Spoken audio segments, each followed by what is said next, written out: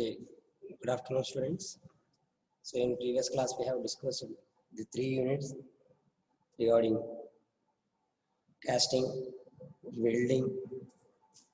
So, in this unit, we would like to discuss about the following topics which I have shown on the screen. So, first one is plastic deformation in metals and alloys and recovery. So, generally, what is plastic deformation? And you need to know about the difference between plasticity and elasticity. Okay, and the topic next one is recrystallization and grain growth. Okay, next hot working and cold working, strain hardening and annealing, bulk forming processes. So these are the topics related to plasticity and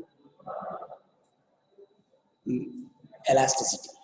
And going for the next topic, forging. So forging and types of forging. So generally there are several types in forging: smith forging, drop forging, roll forging, forging. So nothing but forging hammers are the rollers. Next, rotary forging. So these are the forging. So forging in the sense we are just giving different shapes with the help of hammers. Okay. Next, forging defects and rolling. So rolling and applications of rolling, types of rolling mills, and the products which can be obtained by using rolling. So these are the material formation and nothing but product forming processes and forces in rolling and power requirements. So nothing but there will be different types of forces exhibited by the rollers on the material. So we just calculate those forces and power requirements. What is the power which need to be compress the material in forging? And finally, extrusion. So extrusion is nothing but extracting a material from a raw material. So generally we usually see in this process in many industries. Next, in those extrusion process, there will be impact extrusion, hydrostatic extrusion, wire draw, and tube drawing. So generally tube drawing is nothing but we manufacture tubes using this process, and wire drawing is nothing but we use electrical wires, cables. So such things can be manufactured by using wire drawing. Okay, these are the topics which we generally discuss in unit 4. So today we would like to discuss about plastic.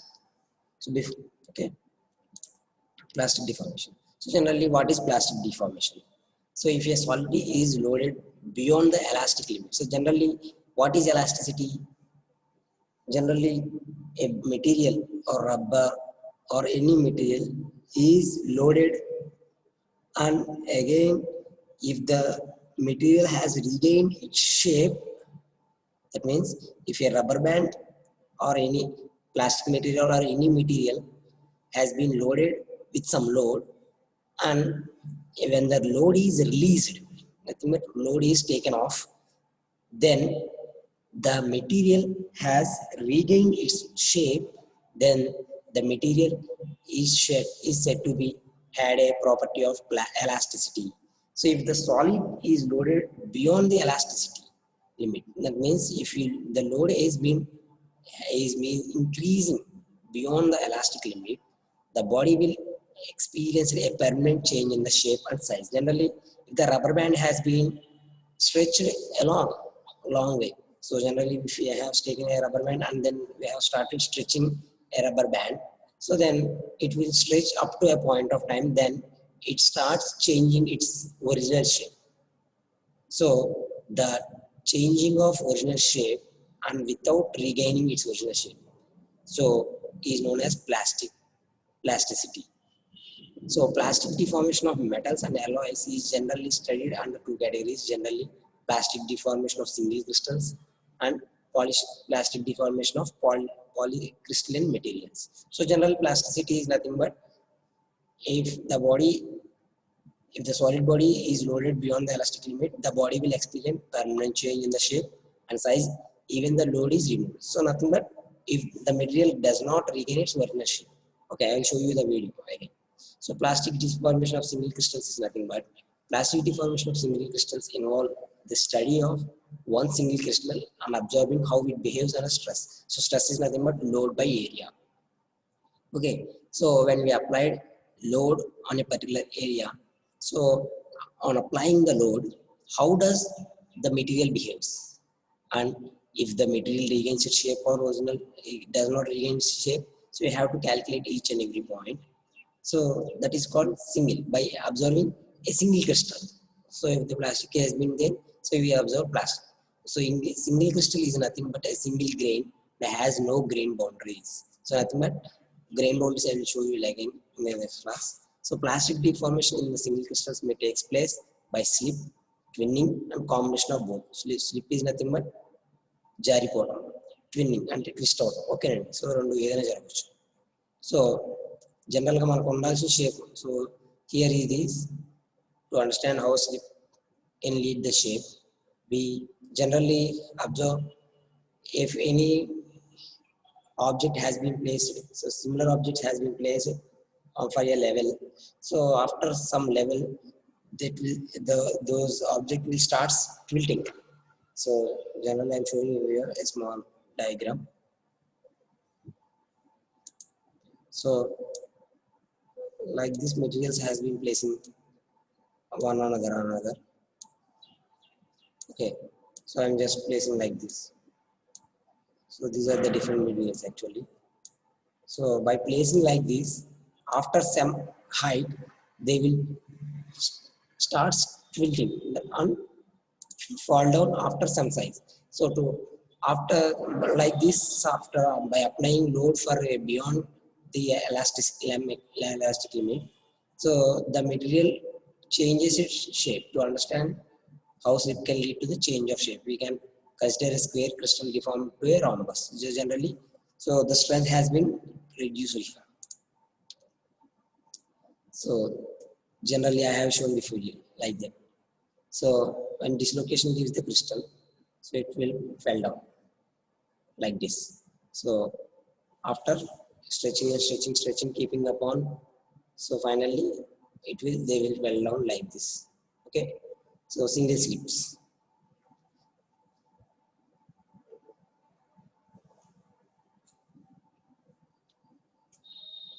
So twinning is nothing but twisting. Okay,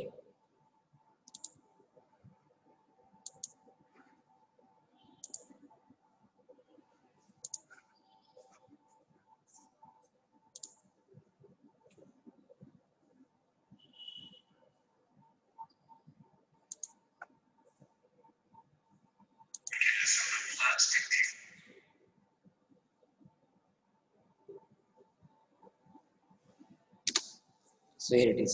We know that there will be two types of deformation: elastic or temporary deformation, plastic or permanent deformation. So elastic is nothing but we can regain its original shape by removing the load. So plastic deformation of metal produces a permanent change in the shape of the metal.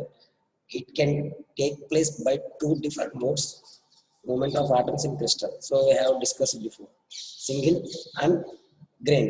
Okay, both these processes of deformation have been studied with respect to the single crystal because the single crystal does not contain grain boundaries, which greatly influence the process of plastic deformation. So I have discussed it before. There will be a deformation in single crystal here. Okay, so two prominent mechanisms of plastic deformation, namely slip and bending. So slip is the prominent mechanism of plastic deformation in metals. It involves in sliding of blocks of crystal over one another along the definite crystallographic planes called slip planes. So nothing but I have placed one by one like that. Okay. So after applying some load, they cannot regain their original shape generally. Okay. It analogs to deck of cords where it is pushed from one end. Slip occurs when shear stress applied exceeds the critical value.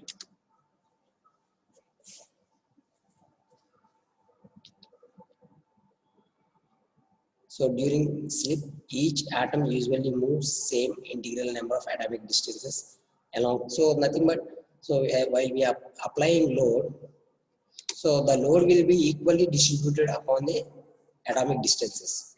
The slip plane producing a step, but the orientation of the crystal remains same. Okay. Generally, slip plane is the plane of the greatest atomic distance, and the slip direction is the close packed direction within the slip plane.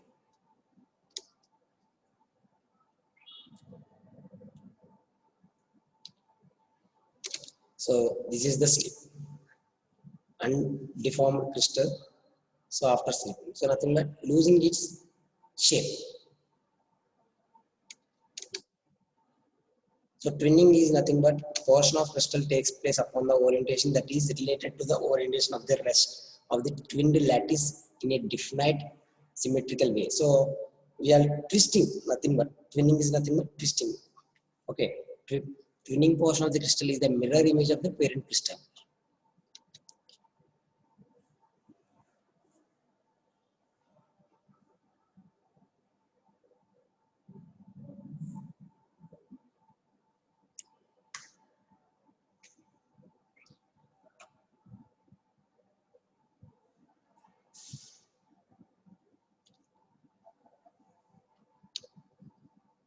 So this is the twinning. Just look at here. So just moving uneven directions.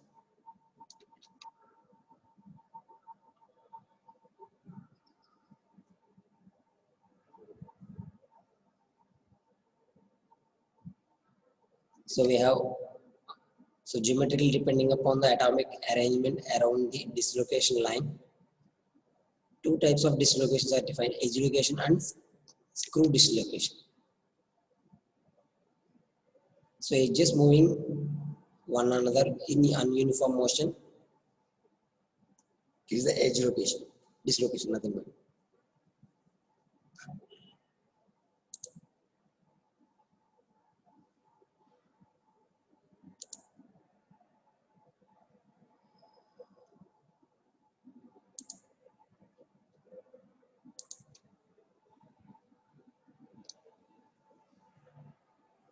So if we apply load on spring, okay, so it will attain its original shape after removing load. So if it does not come back, then it is called plastic deformation. Okay, elastic and plastic deformation. So you need to know about both of them.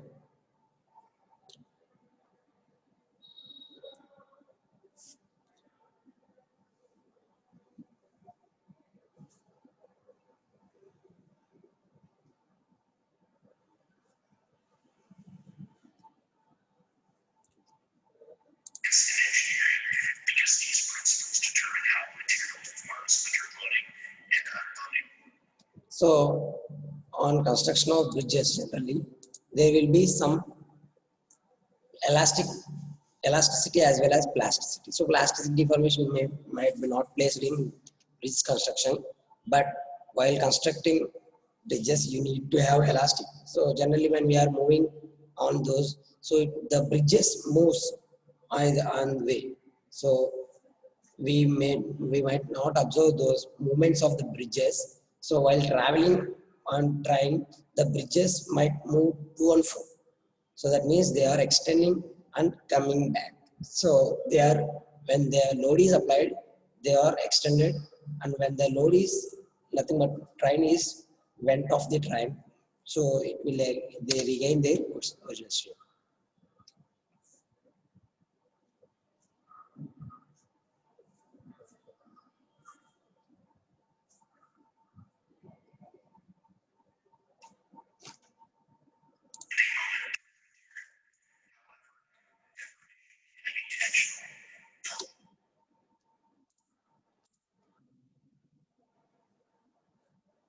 So there will be different types of stresses: compressive stress, shear stress, torsional stress. Okay, elastic deformation is a not permanent deformation. I have said in the starting of the class. And plastic deformation is a permanent deformation. So we cannot regain it back.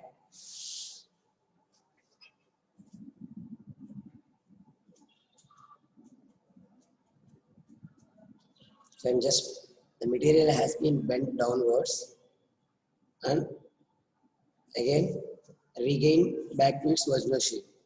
So just observe the spring and again, so this is the stress strain diagram based upon the load application of a material. So the red color is nothing but within the limit. Okay, so the green color is the plastic. So beyond this, we cannot regain the original shape. Deformation region. The region of stress strain plot corresponding to plastic deformation is linear. The slope of this line is known as the modulus elasticity. This provides the equation stress equals modulus elasticity times strain. The point on the graph where the deformation shifts from elastic to plastic is called the yield point. The yield strength is the stress that is required to cause plastic deformation. By convention, we define plastic deformation as a permanent strain of over 0.2. Plastic applied to a material deforms. However, so plastic deformation అంటే ఏంటంటే కనుక మనం load apply చేస్తున్నామండి, మళ్ళీ మనం ఎప్పుడైతే load remove చేస్తున్నామో ఆ మెటీరియల్ అనేది ఎప్పుడైతే లోడ్ అప్లై చేసినట్టు ఉంటుందో సేమ్ అలాగే ఉండిపోతుంది. deformation does not return to its original shape. This is due to microscopic dislocations such as edge and screw dislocations. When these dislocations are introduced into the lattice, they permanently alter the structure of that lattice. Thus, a plastic deformation is a permanent deformation. In the plastic portion of the stress strain diagram, the curve is not linear. When the stress passes the yield point, the material starts to deform much more rapidly. Unloading is, however, linear. It has the same slope as the elastic portion of the plot. To be strain hardened, subsequent loading will follow the same line as the previous unloading. This allows the material to undergo more stress before it starts to deform plastically. So if you observe these examples generally, so one material have stress strain diagram will be different. So if aluminum has been bent downwards, so again it regains its original position. So the original shape has not been attained after the continuous application. Okay, so then it starts, the plastic deformation will be like that. So at some point there it will be gets breakdown. So galvanized sheet, so we can obtain the original shape.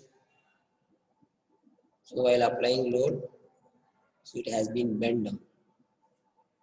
So galvanized sheet. So galvanized sheet is nothing but the material which you have used in the workshop technology in the first year for the second semester in workshop technology. So in case of steel, just you have observed it. So for one of the material, this stress strain diagram will be different. So huge amount of load has to be applied for the steel generally.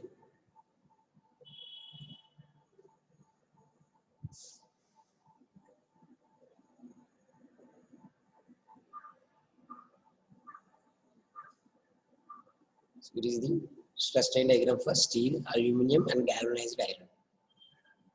Okay.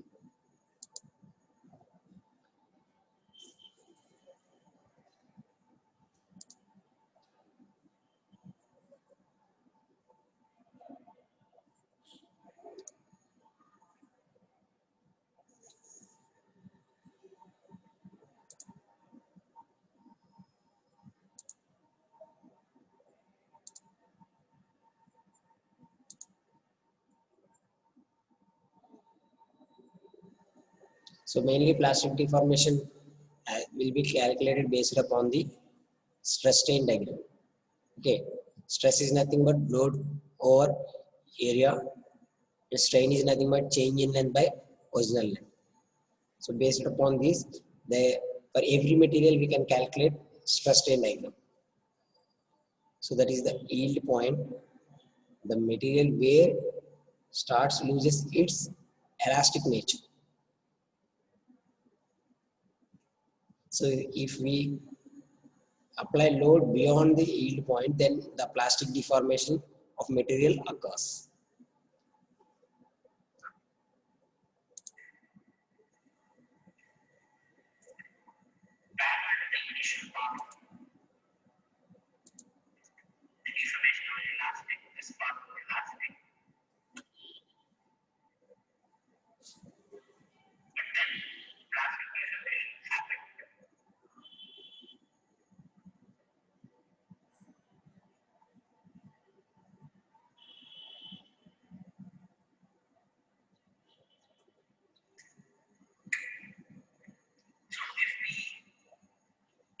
Start unloading at any point in the elastic part of the curve,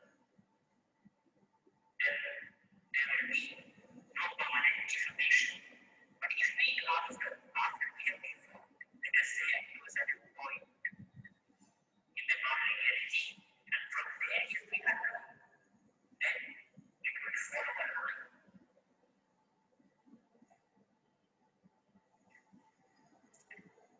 Back to the initial part of the curve, that is the Young's model.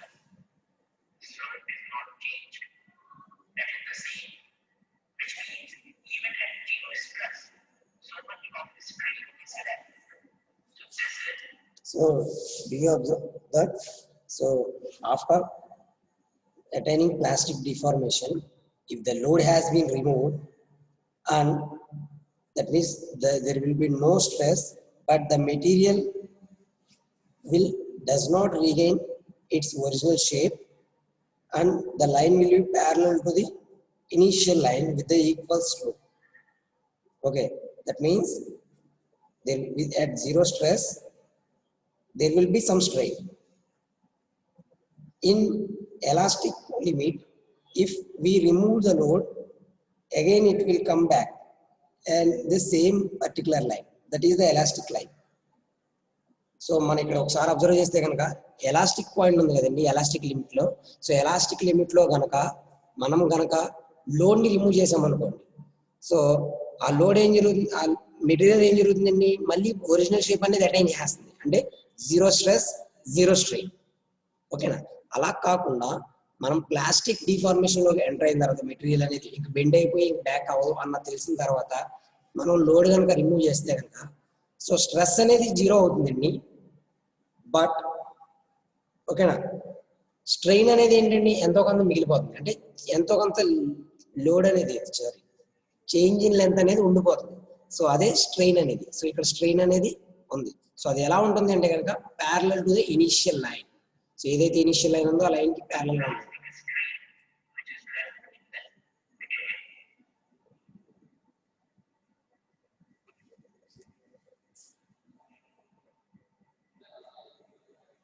Permanent deformation.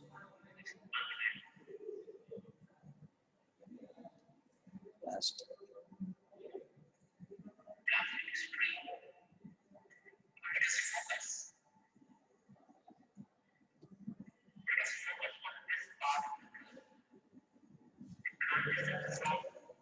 Okay, so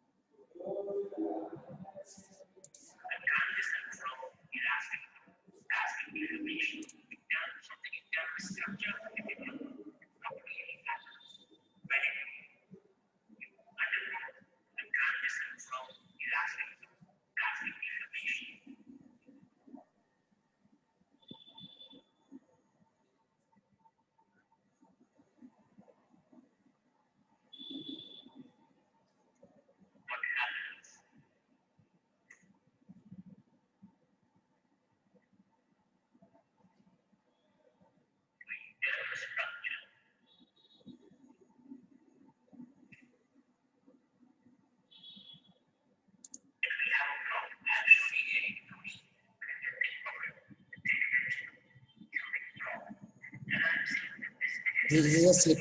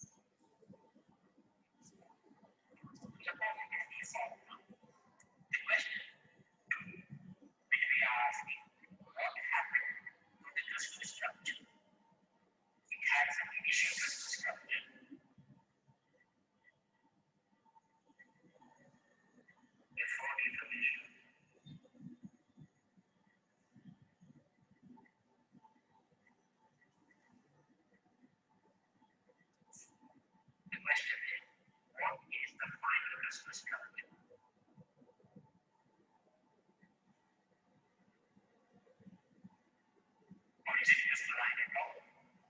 No, it stands on several